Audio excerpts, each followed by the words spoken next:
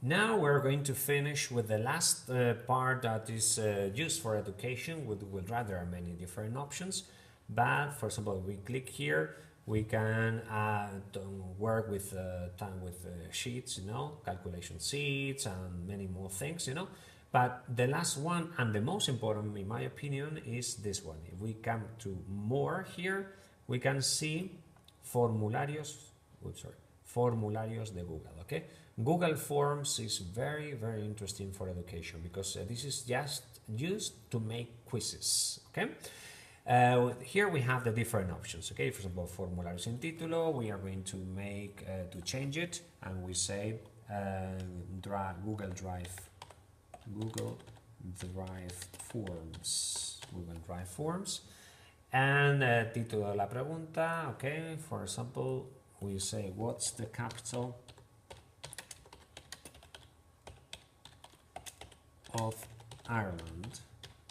Okay, we can make a question. And here is the most important, the type of question. We can select text. In this case, they will have some kind of, the option to type here Ireland, for example. We can also insert paragraph text. In this case, this is not very interesting, but this is just, for example, what is your opinion about the cats, the economic cats in education, for example, and then we have to answer this question. Okay, then we have multiple choice. Okay, in this case we have to type the options. Okay, we're going to use this example, for example, Edinburgh and London and Dublin. All right. And if we just say right, okay, this is the question. What's the capital of Ireland? This one, okay. We add another element.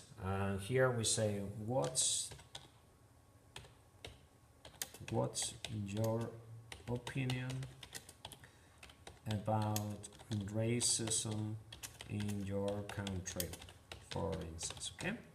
And what type of question would be this? I think the best one is paragraph text. Okay, then the students can type here a complete opinion. Okay, another one, well, we have it ready. Okay, so what's your opinion? And then they will have this añadir elemento, add element. Then we can have, for example, where can you visit Buckingham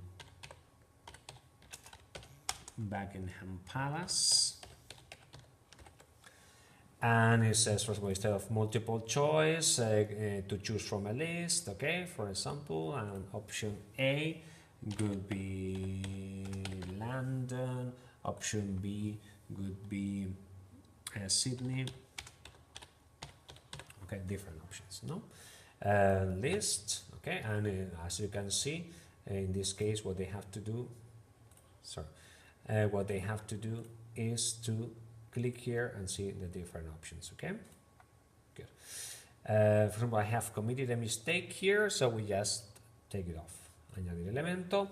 And finally, from all these different type of questions, we can have a scale. A scale is quite an interesting one, because what we can do here is to ask for the opinion of our students from 1 to 10, for example. Okay, so value or give your opinion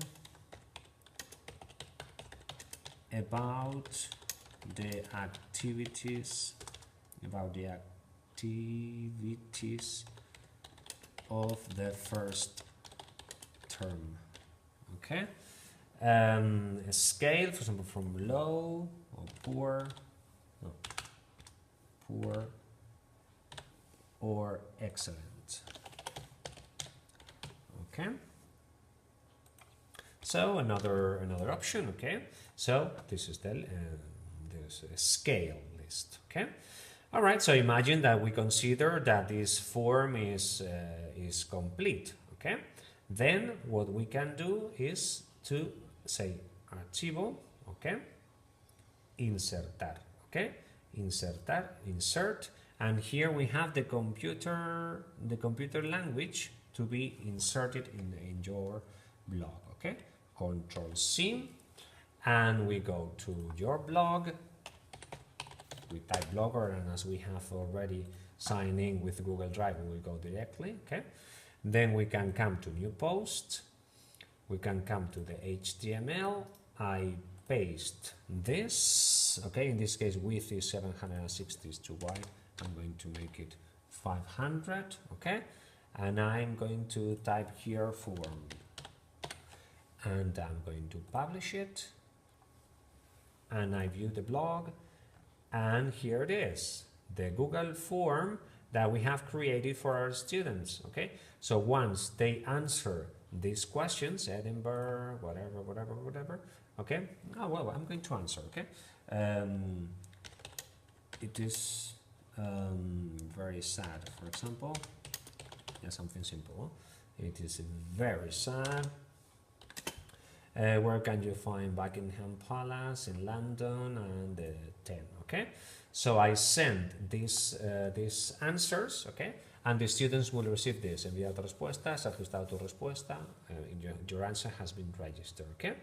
So we go back to Google Forms, to the form, and as we can see on top, there is an answer, okay? So we click here, we can see the answers from our students. So directly we can see at what time they did it, what they answered, okay? So this is a very educative resource for our lessons, okay? One advice that I'm going to give you is that, for example, you can create or to add an element, okay, which is what's your name, which means that this way you will know the name of the student who is going to answer, okay? And you just type, for example, text, so that you can say Javier or whatever, okay? And you can make here that the question is obligatory, okay? So that's something important also for your Google form, that you have all this concrete information included, okay? So you can see here how to insert it in a blog, all right?